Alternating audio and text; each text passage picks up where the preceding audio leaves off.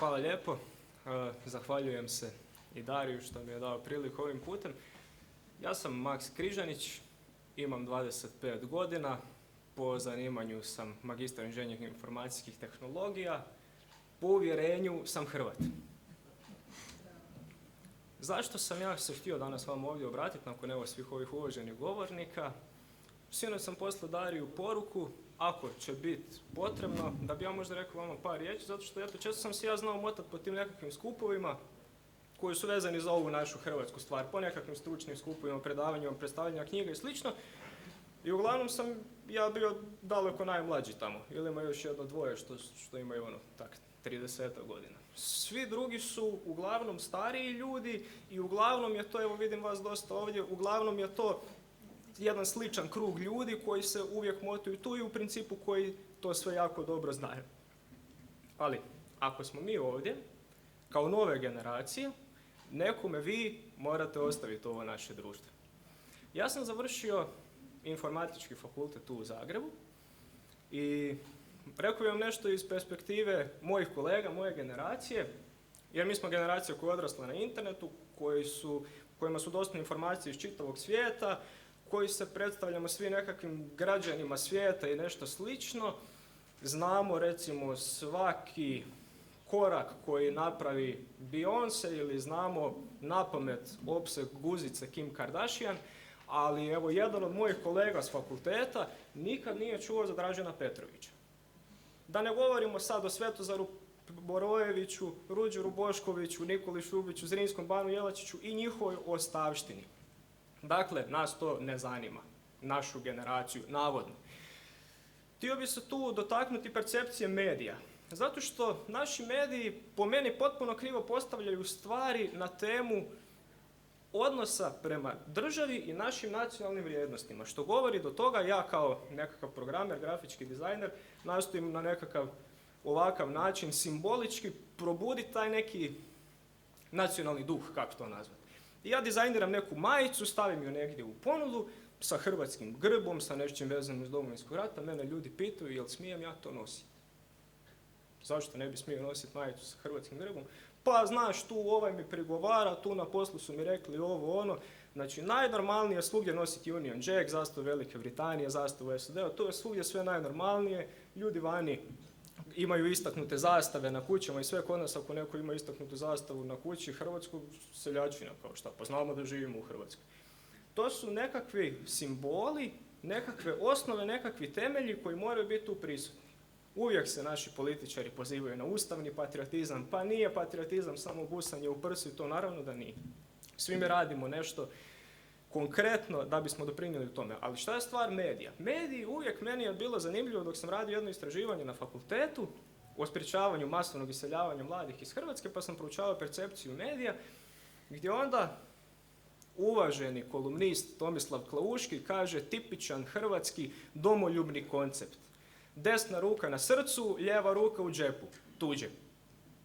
To je navodno percepcija hrvatskog domoljublja. Umjesto da kažemo, pa vi koji ste kroz privatizaciju, kroz ovo, kroz ono, predstavljajući se kao domoljubi, jer je bila takva klima u to vrijeme gdje nije neko mogao reći, ja sam protiv Hrvatske i to kako ljudi danas javno govore. Umjesto da se kaže, pa vi koji ste koristili krimku domoljublja, da bi se obogatili, da bi ukrali od ove države, vi niste domoljubi, mi smo domoljubi i mi ćemo vas izbaciti van, na glavu, ne pozivam na nasilje. Isto tako, recimo, ne znam, pedofilija u crkvi, govori se ovo, ono, evo, aha, svećenici pedofili, ovo, ono, umjesto da se jasno kaže, ne, ako je neki svećenik iskoristio svoju poziciju, ti nisi crkva, to nije katolička vjera, ti si otpad, van. A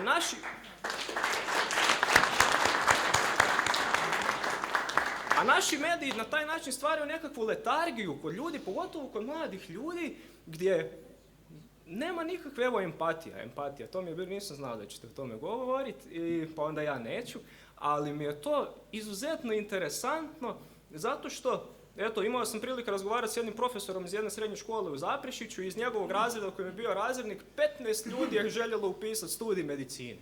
I sad s njima razgovara zašto. Nijedan jedini nije rekao da je zato što želi pomagati ljudima. Moć, ugled, može otići van, ima veliku plaću. Pa u Engleskoj 14 plaća dobio, ne 13. Ok, pa sve je to super. Pa svi radimo da bi zaradili. Ja sam poduzetnik. Ja sam otvorio firmu, bavim se tim stvarima. Bože dragi, da bi se oskrbio za život, pa ne živim ja od zastave. Ali niko nije naveo pomoć ljudima kao nekakav osnovni preduvjet. A to nam malo treba. Ljubav da nas pokrene. Ljubav, ali opet ne mora nužno biti ta apstraktna ljubav kao ljubav prema domovini, to je nadogradnja. Ja sam imao sreću ili nesreću da odrastam u takvoj obitelji gdje je meni to urođeno, da ja jednostavno ne mogu okrenuti glavu od toga. Ali ljudi ne mogu to shvatiti. Pa joj, ne valja nam društvo, ne valja nam država, ali ljudi zbog toga što nam ne valja država zamrze domovinu. Kroz desetljeća prije, tijekom komunističke diktature, ljudi su se selili van, osnivali zavičajne klubove, kulturu, danas promiču hrvatsku kulturu diljem svijeta. U ove nove generacije iseljenika, oni će osnivati zavičajne klubove gdje će pljuvati po Hrvatskoj. To će biti skroz kontra. A to sve skupa mediji rade. Udaraju na temelje i poistovjećuju se nekakav kriminal, korupcija sa simbolima naše Hrvatske. Pa onda nije lijepo da mi imamo zastave na svakom stupu, recimo u gradu, nego se postavlja pitanje koliko to košta. Pa naravno da se ne treba nekog opljačkati. Ali nije sve u novcu. Moramo imati nekakvu osnovu od čega ćemo krenuti, moramo imati nešto što nas pokreće iznutra. Pa svi to imaju. Zašto svi mogu biti ponosni na svoj narod, na svoje nasljeđe, na svoju povijest? Koliko moje generacije uopće zna da je hrvatski narod pobjednički narod, da su Hrvati izmislili zapravo jako puno toga, izumjeli ono što mi danas koristimo, što se koristi u cijelom svijetu, padobran, penkala, torpedo, ne znam, evo od Ruđera Boškovića pa do danas do Mate Rimca. Svima na svijetu je Mate Rimac svjetsko čudo, mi pljujemo po njemu. Jer je Hercegovac jer ovo. Taj dio mi nije jasan. Meni često kolege govore na fakultetu i to, pošto znaju da ja pratim tu politiku i ta politička zbivanja, a šta se ti tim opterećuješ? Izgorit ćeš. A kad ću se tim opterećivati, tak neću sad? Kad ću imati 140 godina ko Manolić. Kad ću se tim opterećivati? Ono što meni nije jasno u cijeloj priči je kako je moguće da 50 godina sustavne diktature uspijeva slomiti običnog čovjeka koji dolazi iz pobjedničkog naroda. Ali mi smo tu, mi se ne damo. Moja generacija je imala sreće, hvala dragom Bogu, da mi ne moramo stajati pred pušku. Mi ne moramo davati svoju krv. Mi moramo dati samo malo svoje volje, znanja i slobodnog vremena. Pa ako to danas nemamo, pa kad ćemo imati? Mladost, ludost, ni briga, ni pameti. Nemamo puno briga, pameti, nešto malo imamo, hvala Bogu, mislim, evo, bar ja ne znam za druge. Ali kad ćemo ako nećemo sad? Pa šta ćemo ostaviti svoje djeci u nasljeđe? Tu među vama sjedi i moj otac. Hrvatski ratnik, dragovoljac. Želim posebno istaknuti HOS-ovac.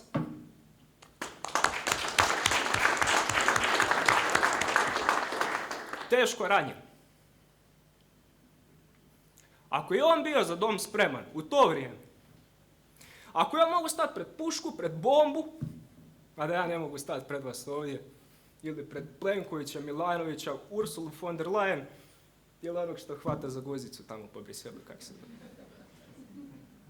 Pa to nije usporedivo jedno s drugim. Otkud meni pravo da ja okrenem glavu od svega što se događa? Ja vam sa stručne strane ne mogu govoriti o svemu ovom o čemu je govorio profesor Šterc, Vukušić, Buljan, Flander ili svi ovi što ste govorili ste super. Ja vam ne mogu sa stručne strane govoriti o tome, ja vas mogu naučiti programirati. Ali, dragi Bog mi je dao talente da ih usmjerim, da ih iskoristim kroz ovo što ja radim za nešto da zajedno gradimo našu hrvatsku stvar. Da ispričamo tu hrvatsku priču, jer ako nećemo mi, ko će? Djeca slažu puzzle, Big Ben, Eiffelov toranj, ovo ono. Zašto niko, evo meni je sad to nekakva ideja, pa idemo nek slažu djeca Bana Jelačića, nek slažu tamo bitku kod Cigeta, nek se nauči nešto od malih nogu, da probudimo tu nacionalnu svijest. Mora nešto biti gorivo. To nije novac, novac je posljedica. Mora nešto biti gorivo, nešto što nas tjera dalje, nešto što nas vuče da radimo, da dajemo sebe za društvo. To mora biti ljubav. Mi sve što kritiziramo moramo kritizirati iz ljubavi, jer kritiziramo zato što to volimo i želimo da bude bolje, ne zato jer želimo rušiti. I jednom ćemo mi izgraditi društvo u kojem oni koji se zalažu za ljudska prava neće tražiti da se vraćaju imena ulice i trgova diktatora, gdje oni koji se bave zaštitom djece neće ići kupovati djecu po Africi, oni koji su najveći domoljubi neće imati lijeve ruke u tuđim džepovima, jer će im je neko odsjeći, mislim, figurativno. I zato smo mi tu. Tu je, evo, moj otac, tu je gospodin Borković, gospodin Žepina, gospodin Kajkić i mnogi od vas branitelji, evo, za neke znam, za neke ne znam. Ali vaša generacija je stvorila ovu državu, vi ste nama dali okvir. Vi ste stvorili državu, dali ste nam temelje.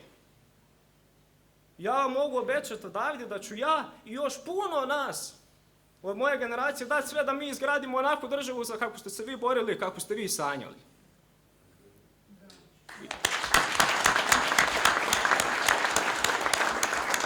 Samo me držite za jedno, treba.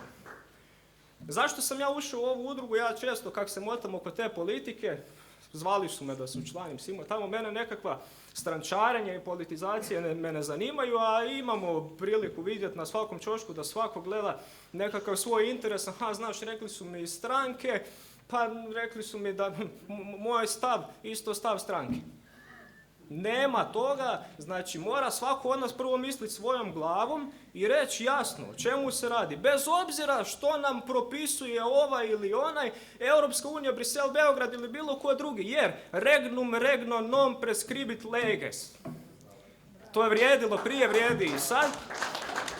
I dok živi ova generacija koja je stvorila Hrvatsku, dok živi ova moja generacija i sve generacije poslije mogu nam raditi što god hoće, ali naši ideali će uvijek živjeti, jer moja generacija, naša ovdje, će stvarati ono u temeljima onog okvira koji su nam vi omogućili. Mi ćemo stvoriti onako društvo kako smo mi sanjali, onda neće govoriti Hrvatska će biti kao Švicarska, nego će u Švicarskoj biti fora da oni budu kao Hrvatska.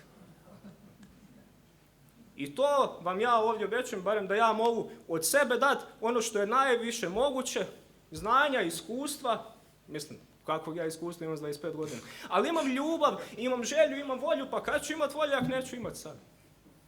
Tako da evo, zahvaljujem vam ovdje na prilici i nadam se da sam vam, eto, barem malo pokazao da nas ima još koji ćemo dati nešto za Hrvatsku. Hvala lijepo. Hvala, Maks.